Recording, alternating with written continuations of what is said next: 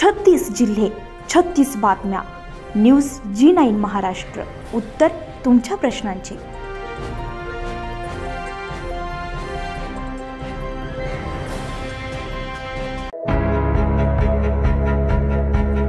अंजनगाव सुरजी तालुक्यातील तहसील आणि बुद्धगया महाबोधी विहार ब्राह्मणांच्या ताब्यात असून 1949 यामध्ये कायदा अजूनही लागू असून बिहार सरकार कायदा रद्द करावा, नाहीतर केंद्र शासनाने हस्तक्षेप करून तो रद्द करावा. बुद्धांचे मंदिर बुद्धांच्या ताब्यात देणे, भारतीय राज्यघटनेच्या समता, स्वतंत्र व बंधुभाव निर्माण करून आपल्या धर्माची उपासना, आपल्या धर्माने स्वतंत्रपणे जमिनी हे धर्मनिरपेक्ष असल्याचं कारण असून आपापल्या धर्मावर आपापली श्रद्धा असून ते आपल्याला स्वतंत्र काय ठेवले, राज्यघटनेचे कर्तव्य आहे व त्याची अंमलबजावणी करणे बिहार आणि केंद्राची जबाबदारी आहे. त्यामुळे जगाने बुद्ध स्वीकारला. बुद्धाच्या काळात सोन्याची शिक्के होती, त्यावेळेस भारताची अर्थव्यवस्था आणि भारतामध्ये सोनं किती असेल म्हणून पहिले भारत महासत्ताक होता, आता सुद्धा बनवायचा असेल.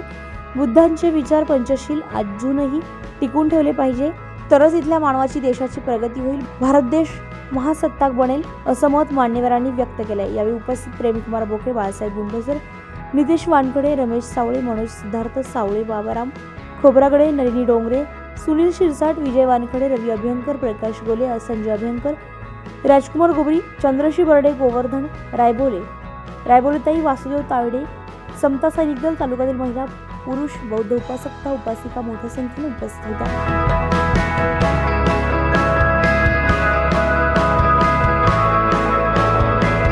आणि नंतर लगेच अमरावतीच्या इंद्रप्रस्थ थिएटरमध्ये डॉक्टर पंजाबराव देशमुखांनी बाबासाहेब आंबेडकरांच्या अध्यक्षतेखाली अस्पृश्यता निर्मूलन परिषद घेतली आणि त्या माध्यमातून समस्त बहुजन समाजामध्ये जनजागृती करण्याचं फार मोठं काम त्या काळामध्ये डॉक्टर बाबासाहेब आंबेडकर, डॉक्टर पंजाबराव यांनी केलं आहे.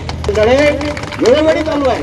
अनेक वर्षातून तुमच्या आमच्या हक्कावर आणि अधिकारावर पूर्णपणे वेटोळी मारून बसलेले जे काही साप या देशामध्ये आहे मित्रांनो, त्यांना ओळखण्याची गरज आता आम्हाला निर्माण झालेली आहे.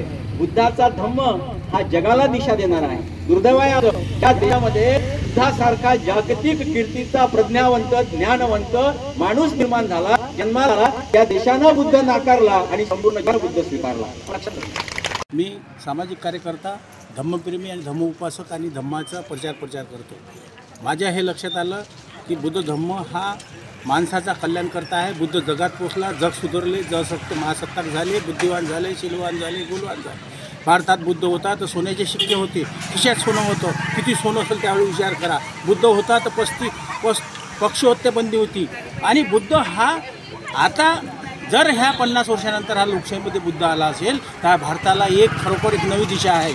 आणि नवीन दिशा जर खरोखर भारताने अवलंबली, बुद्ध जर स्वीकारला तर हे शुद्ध होतील, धनवान होतील, बुद्धिवान होतील, गुणवान होतील, महासत्ताक बनतील.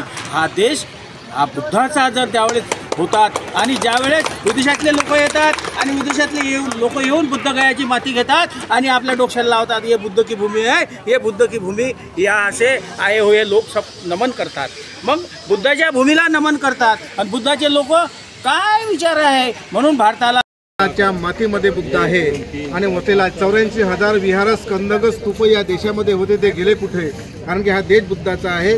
म्हणून तिथे बुद्धभूमी जी आहे, जे बिहार नसून ती विहाराची भूमी आहे.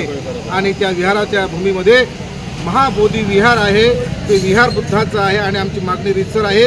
आम्ही राष्ट्रपती, माननीय प्रधानमंत्री, मुख्यमंत्री आणि राज्यपाल यांना पत्र पाठवलेलं आहे की ती बुद्धाची भूमी आहे. ज्या ठिकाणी बुद्धाला ज्ञान प्राप्त झालं होतं ते बुद्धगयाचं महाबोधी विहार बुद्धांच्या ताब्यात देण्यात यावं, रीतसर मागणीसाठी आम्ही आज निवेदन दिलेलं आहे. सप्रेम जय भीम. महाबोधी महाविहार मुक्ती आंदोलनामध्ये अंजनगाव सुरजी तालुक्यातील सर्व समता सैनिक दल आणि विविध सामाजिक संघटनांनी सहभाग नोंदवून हे आंदोलन या अमरावती जिल्ह्यामध्ये एकदम परिपूर्ण असं यशस्वी शिस्त आणि अनुशासनमध्ये समता सैनिक दलाच्या प्रचंड अशा ताकदीच्या भरोशावर इथं संपन्न झालेला आहे.